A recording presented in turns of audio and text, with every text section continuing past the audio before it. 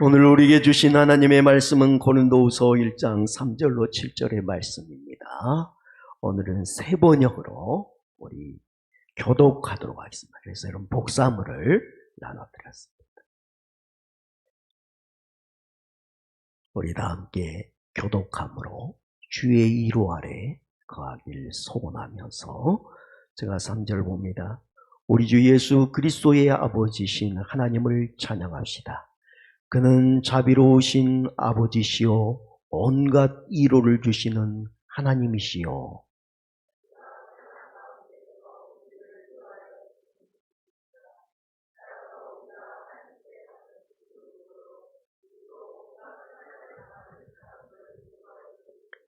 그리스도의 고난이 우리에게 넘치는 것과 같이 그리스도로 말미암아 우리의 위로도 또한 넘칩니다.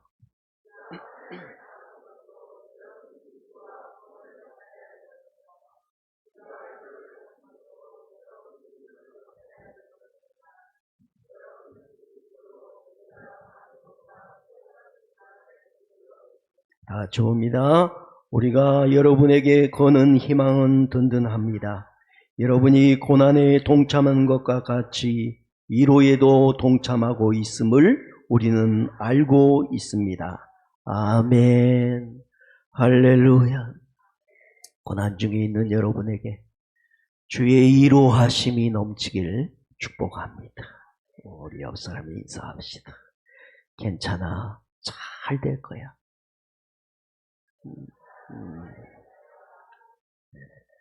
하나님이 당신을 사랑하시고 붙드십니다. 우리 앞서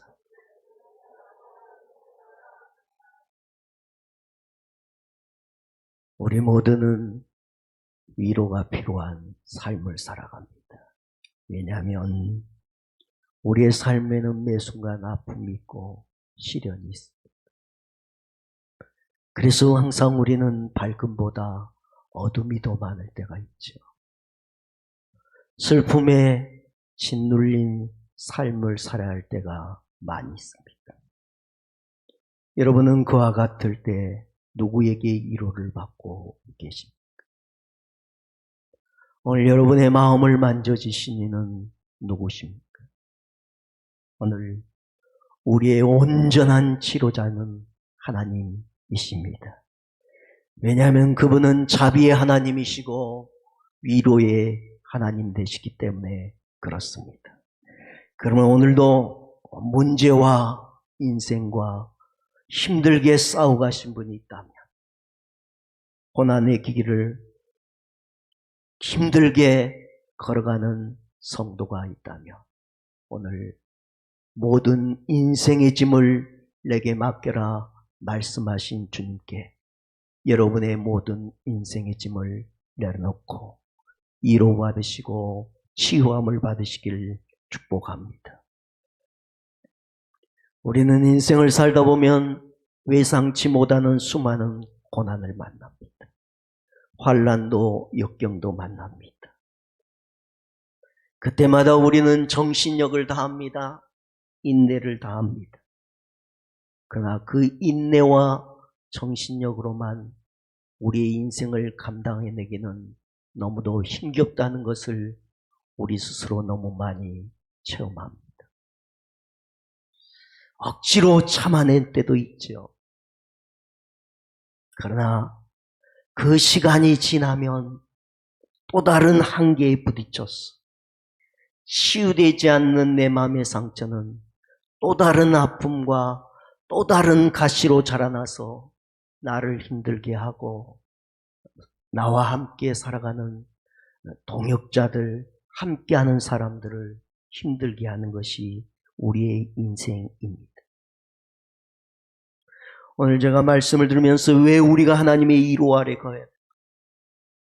참아도 견뎌도 때로는 인내해도 우리 안에 상처는 치유되지 않고 오히려 더 많은 아픔 속에 우리가 살아가야 됩니까?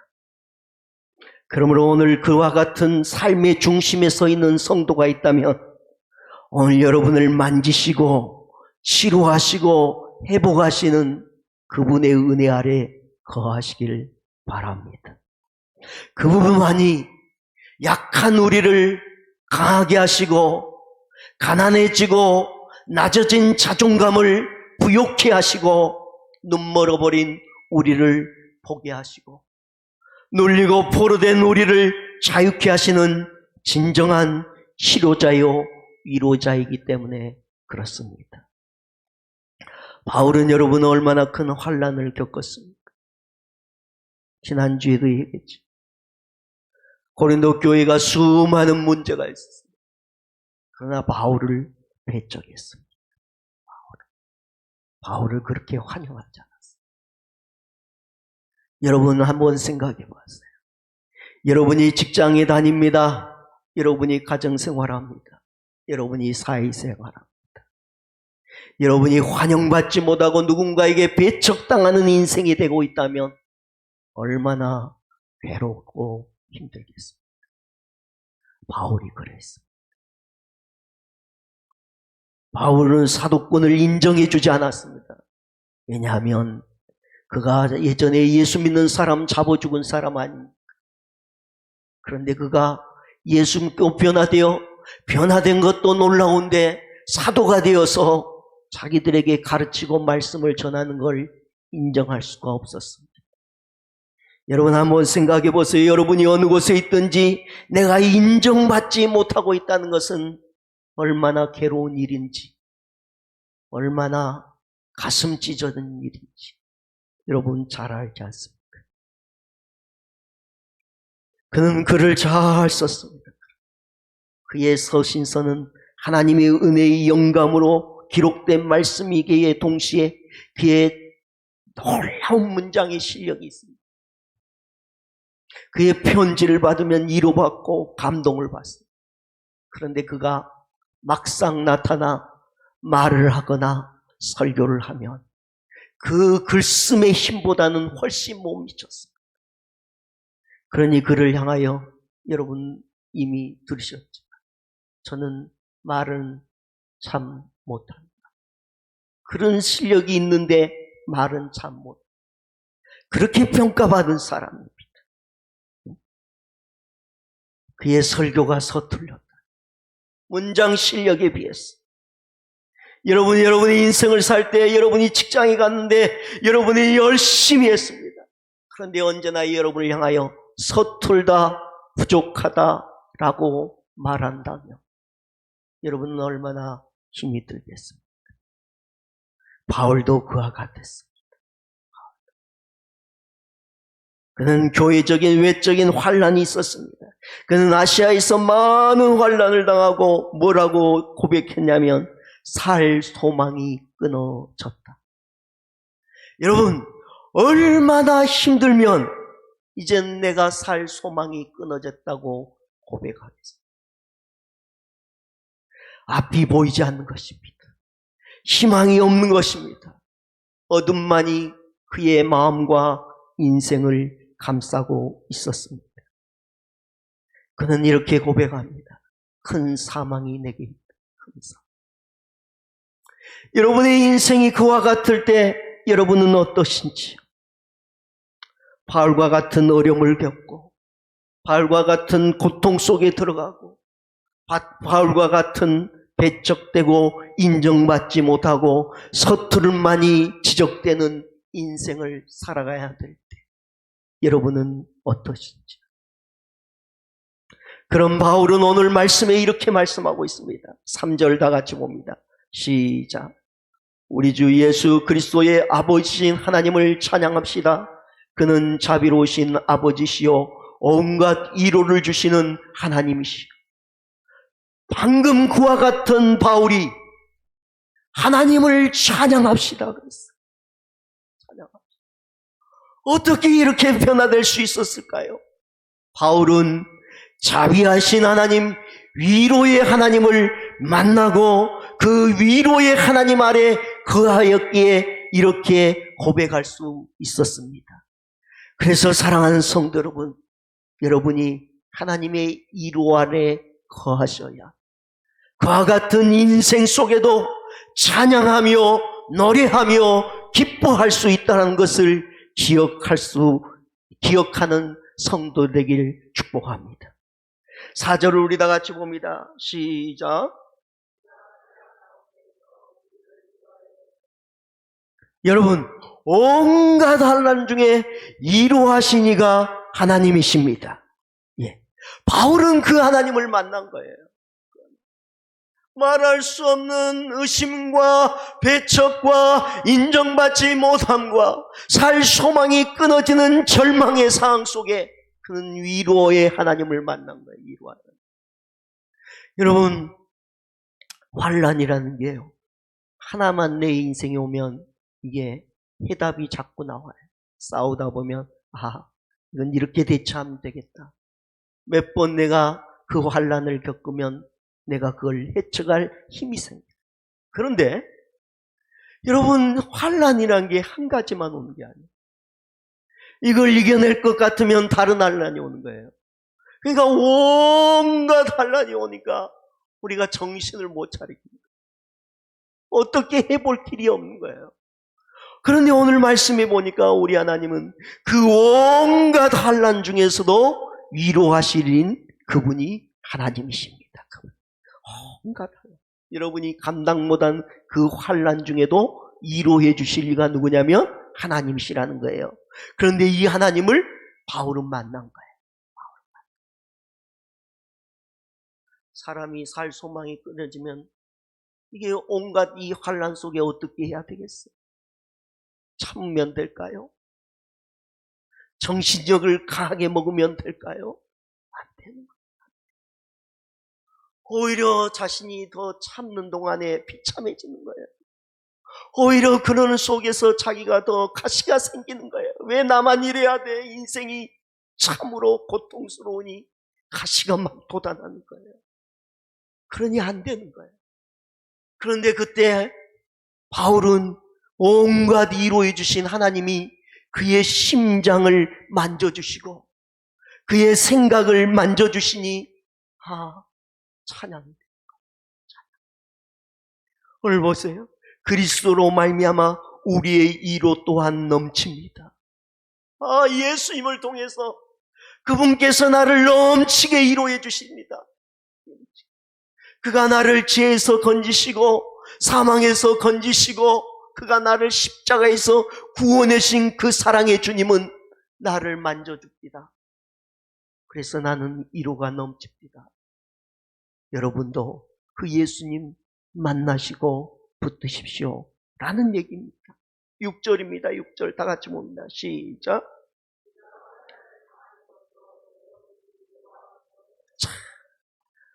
내가 하나님의 위로 안에 들어가다 보니 내가 받은 고난 환난도 못 받게 하셔 하나님이 위로를 받게 하시고 더 큰 구원의 길에 들어서게 하는 방편이 된다는 것을 바울은 깨달은 거예요. 여러분, 우리가 언제 믿음이 좋아져요? 고난이 있을 때, 환난을 겪으면서 내가 의지할 분이 그분밖에 없구나. 내가 모든 것이 잘 될 때는요, 내가 잘난 줄 알아. 참으면 될 줄 알고 내가 정신력 바짝 차리고 모든 능력을 발휘하면 다 될 줄 알았는데 그게 아니거든. 고난을 만나면 내가 한없이 작은 인간이라는 것, 내가 만나는 인생의 문제 하나 해결할 수 없는 부족한 인간이라는 것을 철저히 깨달을 때 비로소 눈이 열려 나는 주님의 위로가 필요하구나, 주님의 도우심이 필요하구나, 주님의 구원하심이 필요하구나 깨닫게 되는 거예요. 바울은 그걸 깨달았어. 오늘 여러분, 바울이 만난 자비의 주님 그리스도를 만나시길 바랍니다. 그는 위로의 위로, 파라클레시스라는 말은 곁에서 도운다. 여러분 들으셨죠? 성령은 파라클레토스인데 위로는 파라클로스. 비슷해. 성령님은 우리 속에서 오늘도 내 곁에서 우리를 동정만 하고 계신 분이 아니에요. 여러분, 동정을 받으시면 여러분 위로가 된 것이 아니라 자존심이 많이 상해요. 그렇죠? 제가 우리 교회도 이게 남 돕는 일을 나눔에 헌금하고 그래서 남 돕잖아요.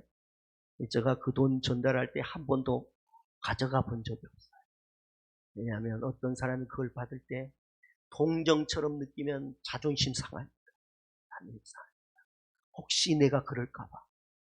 그건 내 돈도 아닌데 하나님이 우리를 통하여 일하신데 동정하듯이 내가 마치 뭔가를 베풀듯이 그렇게 하면 얼마나 마음이 상하겠어. 동정이라는 그런 거. 하나님은 우리를 향하여 동정만 하는 분이 아니라 우리 곁에서 소망을 주시고 용기를 주시고 우리를 붙들어 주시는 놀라우신 자비의 하나님이십니다. 두려워 말라, 놀라지 말라. 내가 너의 하나님이 돼. 내가 너를 굳세게 하리라. 내가 너를 도와주리라. 내가 너를 붙들어 주리라. 오늘도 여러분 마음속에 여러분 곁에 서서 실질적으로 말씀하시고 붙들어 주신 이가 위로의 주님이십니다. 여러분 그 주님 바라보세요. 그 주님 여러분 안에 거하세요.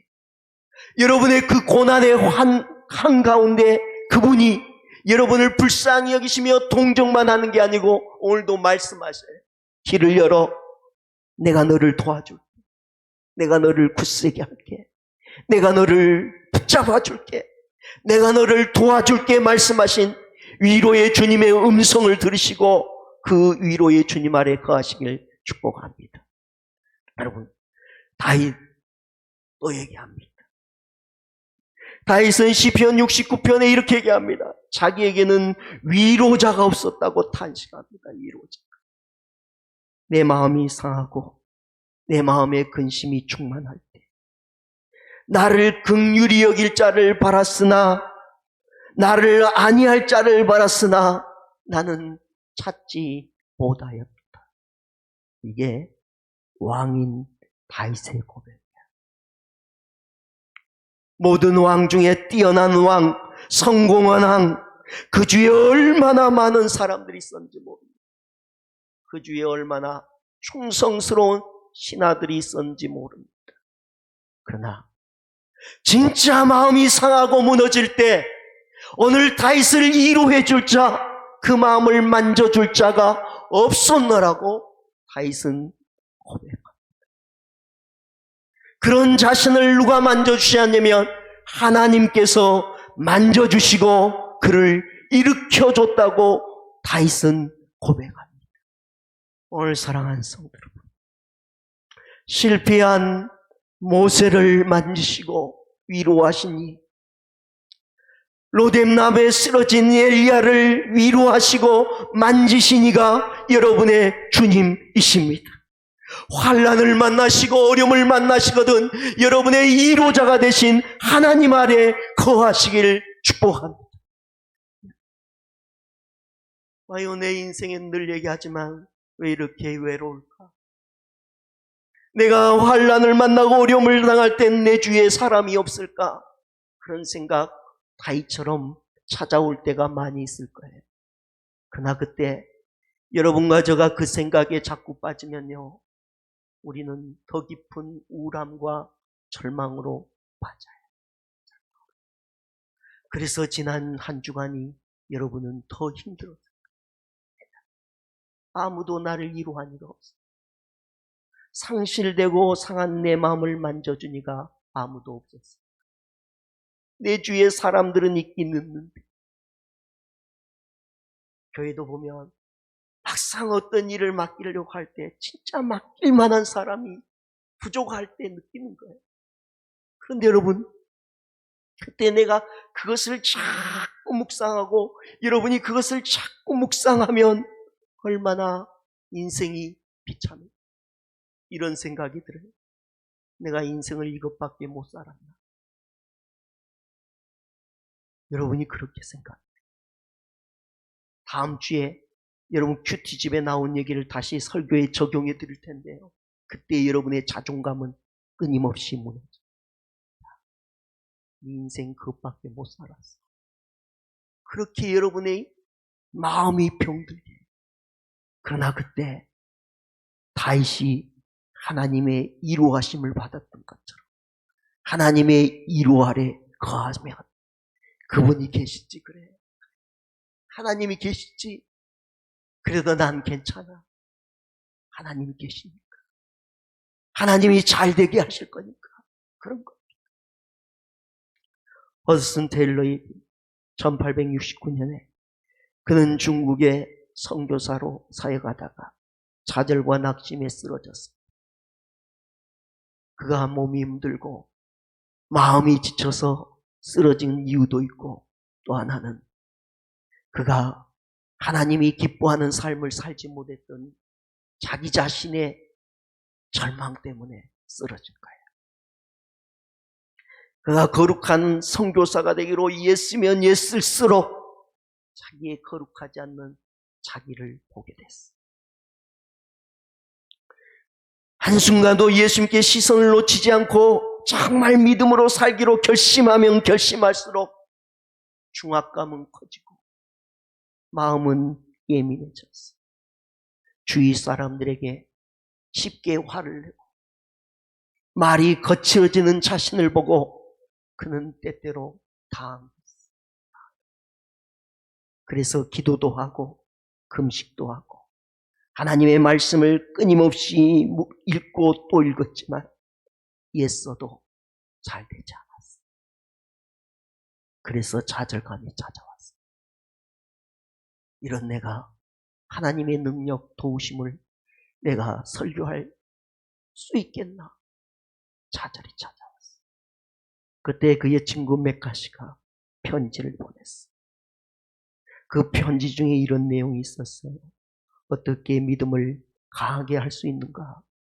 그것은 믿음을 구하려고 애쓰는 것이 아니라 그저 신실한 분 예수님을 의지하는 것이다. 자기가 그랬거든. 애쓰고 또 애썼는데 현실은 더 절망이었어. 신경은 날카로워지고 그러니 화가 자주 나고 그러니 말이 거칠어지고 제어되지 못한 자신 때문에 너무너무 힘든 거야. 그렇지. 내가 애쓴다고 안 되는구나. 신실하신 예수님, 이로의 예수님, 그분을 내가 믿고 붙들기만 합니다. 그분은 포도나무, 나는 가지, 가지는 붙어 있으면 되지, 붙어 있으면 되지. 그리고 그때부터 오늘 이 허드슨 테일러가 하나님을 믿은 거예요. 하나님 진짜로 믿어. 그냥 믿어. 내가 안 돼도 믿고 내가 잘 돼도 믿고 내가 노력해도 절망스러울 때도 여전히 그분을 믿고 그분 앞에 계속 붙어 있으니 마음이 위로가 된 거예요. 그래.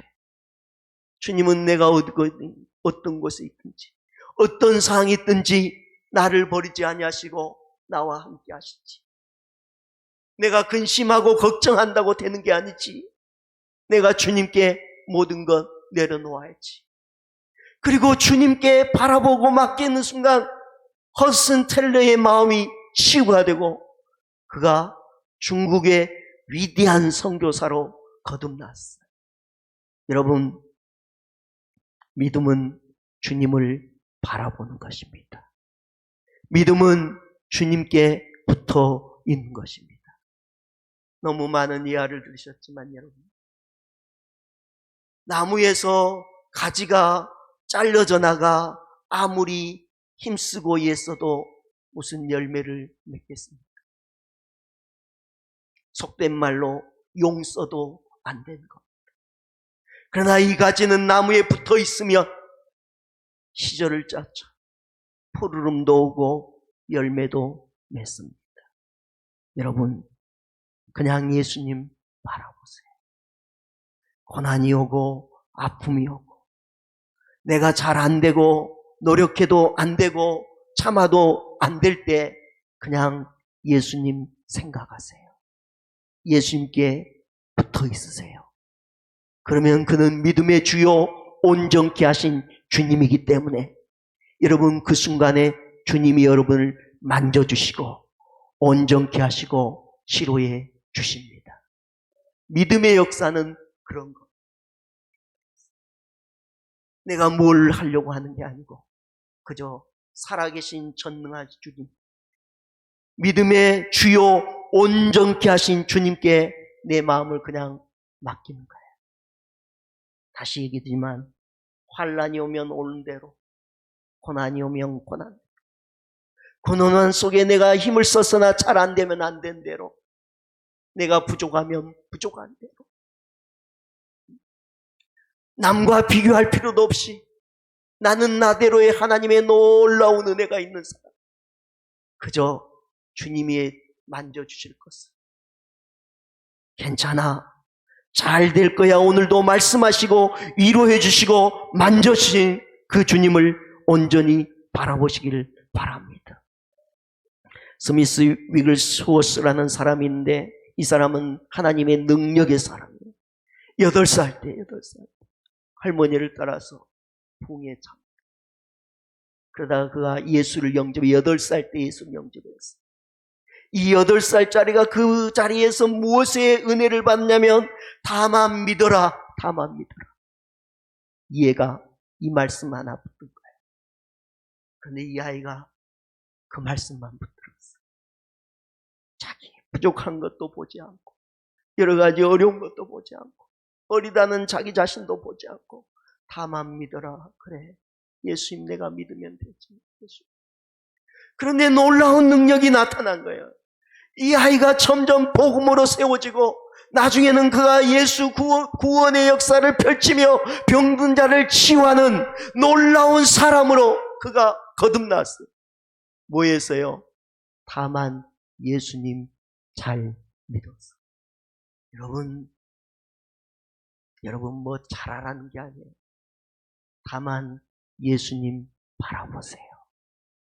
다만 예수님께 붙어 있어요. 다만 예수님 생각하세요. 화가 날 때 예수님 생각하고, 마음이 외롭고 지칠 때 예수님 생각하고, 여러분 너무 하는 일들이 안 될 때 그냥 예수님 생각하세요. 예수님은 믿음의 주요 온전케 하신 주님이십니다. 바울을 이 고난 속에서 찬송하도록 인생을 바꿔주시니가 여러분의 주님이십니다. 쓰러진 노래나무에 쓰러진 엘리야를 세워 다시 놀라운 능력의 사람으로 바꾸시니가 엘리야 자신이 아니라 하나님이십니다. 하나님은 여러분 안에 그와 같이 일하십니다. 그러니 그래서 하나님의 위로가 필요해요. 다른 사람 보지 마세요. 비교도 하지 마세요. 난 나대로, 다음 주에 또 얘기하죠. 난 나대로 하나님의 은혜의 사람. 다만 그분만 바라보며 그분이 여러분을 창조하신 가장 위대한 목적으로 여러분의 인생을 가장 아름답게 만지시고 역사하셔서 치료해 주실 것입니다. 주님의 위로가 있는 곳에 사막과 같은 인생이 오아스로 바뀔 줄 믿습니다. 하나님의 치유와 회복의 역사가 일어날 줄 믿습니다. 하나님의 흥황의 역사가 일어날 줄 믿습니다. 여러분 그 위로 안에 가시고 동시에 주님은 여러분과 저에게 부탁합니다. 뭐라고 부탁하냐면 4절 하반절 따라서부터 봅니다. 시작.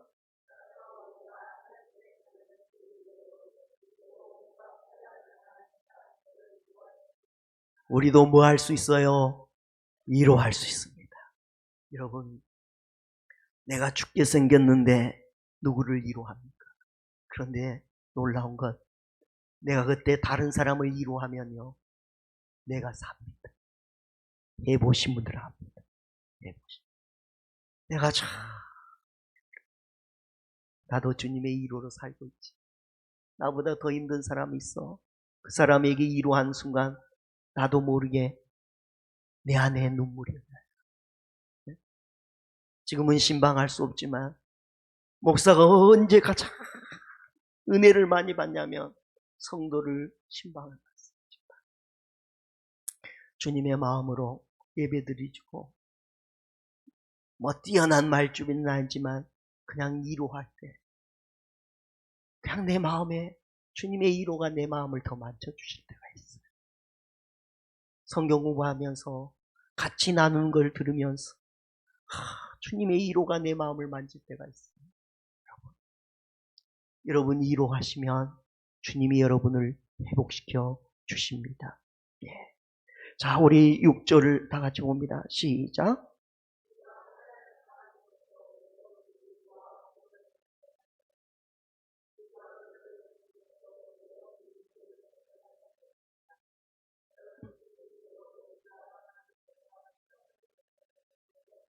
예, 여러분이 주의 위로를 받았으니 여러분도 가셔서 위로하시면 여러분의 위로 때문에 누군가가 고난을 견디어 내게 합니다. 오늘 7절 마지막 절입니다. 마지막 부분 위로에도 시작. 위로에도 동참하고 있음을 우리는 알고 있습니다. 우리는 뭐에 동참하는 사람이에요? 위로에 동참하는. 자, 하나님의 위로 안에 거하시고 위로 받으시고 가셔서 여러분 위로자가 되십시오. 집에 가셔서 여러분 서로에게 위로자가 되시고 직장에 가시면 서로 위로자가 되세요. 그러면 거기 평강이 넘칩니다. 거기에 용서와 사랑이 꽃피웁니다. 거기 평안과 주의 부흥의 역사가 회복이 됩니다. 그러므로 사랑하는 성도 여러분, 우리 모두 주의 위로가 필요한 시대를 살아갑니다. 위로받으시고 또한 나아가셨어요. 위로하시다가 여러분도 살고 여러분의 가정도 살고 여러분이 서 있는 그것도 살게 하는 복의 사람들 다 되시기를 주님의 이름으로 축복합니다. 우리 주신 은혜를 기억하고 찬양하도록 하겠습니다. 주는 완전하십니다.